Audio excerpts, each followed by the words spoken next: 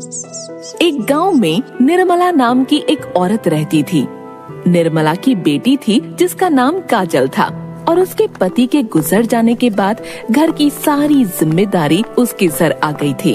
वो दूसरों के घर में काम करके अपनी बेटी का पेट पालती थी। एक दिन काजल अपने स्कूल से आ रही होती है।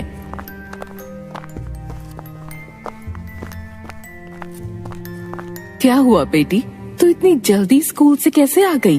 तेरी तबीयत तो ठीक है ना? माँ, मुझे स्कूल से निकाल दिया है। आपने 3 महीनों से मेरी स्कूल की फीस नहीं दी।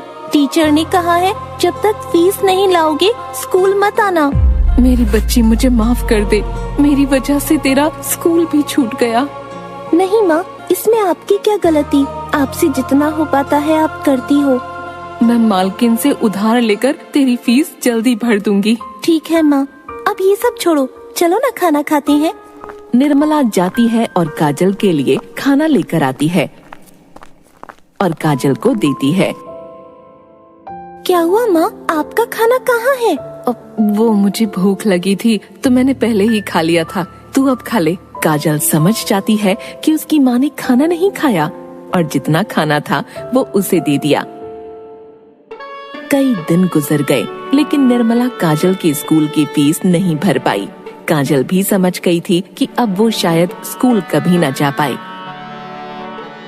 एक दिन माँ, तुम काम पर चली जाती हो, मैं यहाँ अकेले रहती हूँ। मैं भी आपके साथ चलूं? आपकी थोड़ी मदद भी कर लूंगी। अच्छा चल ठीक है। दोनों माँ बेटी जाती हैं। उन दोनों को देखकर अनीता, जिसके यहाँ निर्मला काम करती थी, कहती है, अरे निर्मला, ये कौन है? मालकिन, ये मेरी बेटी है काजल। तो तुम इसे यहाँ क्यों लाई हो? मालकिन, वो अकेली थी ये, इसलिए आ गई मेरे साथ। अच्छा कोई बात नहीं, चल अब जल्दी से काम पर लग जा। निर्मला काम करने लग जाती है और काजल वहाँ पड़ी एक बुक उठा लेती है और पढ़ने लग जाती है। इतने में अनीता वहाँ आ जाती है और कहती है, अरे अरे, ये क्या कर रही है तू? निर्मला, अरे ओ निर्मला, कहाँ है? जी मालकिन, कहिए। निर्मला, अपनी बेटी को देख, पढ़ रही है। इसे घर के काम सिखा, वही इसके काम आएगा, ये पढ़ाई लिखाई नहीं। मालकिन, आप ऐसा क्यों कह रही हैं? मैं पढ़ना चाहती हूँ। एक नौकरानी की बेटी होकर तू पढ़ाई करेगी? जाकर काम कर। निर्मला चुपचाप काम करने लगती है, लेकिन उसे अनीता की बातों का बहुत बुरा लगता है। वो काम करके घर पहुंचती है और माँ लक्ष्मी के सामने जाकर रोने लगती है। माँ, मैंने ऐसी क्या गलती कर दी जिसकी सजा मेरी बेटी को मिल रही है? मैंने अपने पूरे जीवन में कभी किसी के साथ कुछ गलत नहीं किया, किसी के साथ कोई छल नहीं किया, फिर भी मैं अपनी बेटी को अच्छे से पढ़ा नहीं पा रही, उसे ढंग से 2 वक्त का खाना नहीं दे पा रही।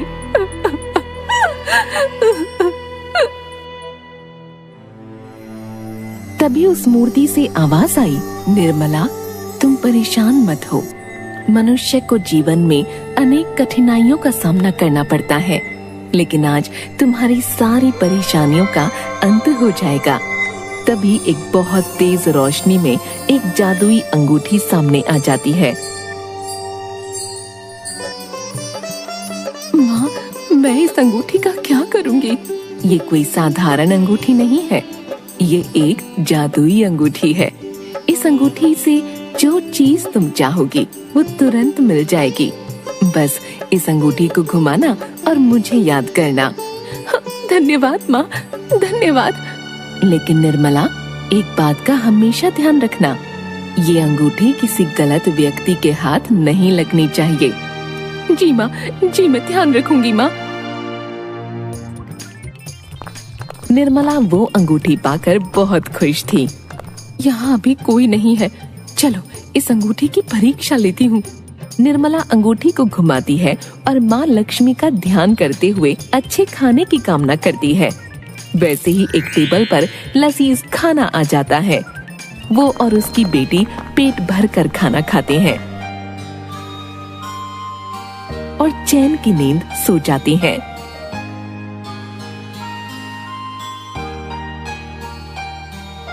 एक दिन माँ, आप इस अंगूठी की मदद से मेरी फीस भर दो ना। हाँ मेरी बच्ची, मैं अभी इस अंगूठी की मदद से तुम्हारी फीस का इंतजाम करती हूँ। निर्मला फिर माँ लक्ष्मी का ध्यान करती है, अंगूठी को घुमाती है और पैसों की कामना करती है और उसे पैसे मिल जाते हैं और वो उन पैसों से काजल की फीस भर देती है। उस अंगूठी की मदद से निर्मला ने वो सब हासिल कर लिया जो उसे चाहिए था।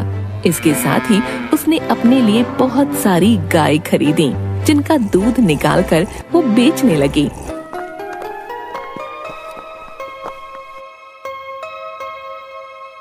थोड़े ही दिन में निर्मला की गरीबी दूर हो गई और वो अमीर हो गई और उस अंगूठी की मदद से वो निर्धन लोगों की मदद करने लगी। लेकिन गांव के कई लोगों को ये बात खटकने लगी और लोग आपस में बात करने लगे। उसके पड़ोस में रहने वाली औरतें भी उससे जलने लगीं। पड़ोस में रहने वाली दो औरतें बात करते हुए, अरे जीजी, इस निर्मला के पास न जाने इतना धन कहाँ से आ गया। कहाँ तो इसके पास खाने को नहीं था और अब देखो सब है। हाँ निशा, तू सही कह रही है, कुछ तो बात है, हमें इसका पता लगाना होगा। हाँ जीजी, सही कह रही हो आप। दोनों देवरानी और जेठानी मिलकर निर्मला के घर की निगरानी करने लगीं। और एक दिन उन्होंने निर्मला को उस अंगूठी का इस्तेमाल करते देखा।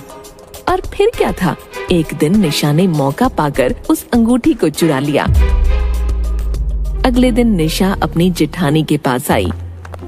ये देखो जीजी, मेरे पास क्या है। अरे निशा, ये तो वही अंगूठी है जिसकी मदद से निर्मला इतनी अमीर हो गई है। हाँ हाँ, ये वही अंगूठी है। लाला, मुझे दे। आपको क्यों दूं? इसे चुरा कर तो मैं लाई हूँ। लेकिन मैं तुझसे बड़ी हूँ ना, इस घर में जो चीज आती है वो सबसे पहले मुझे मिलती है। इस बात को लेकर दोनों में लड़ाई हो जाती है और दोनों के बीच मारपीट हो जाती है।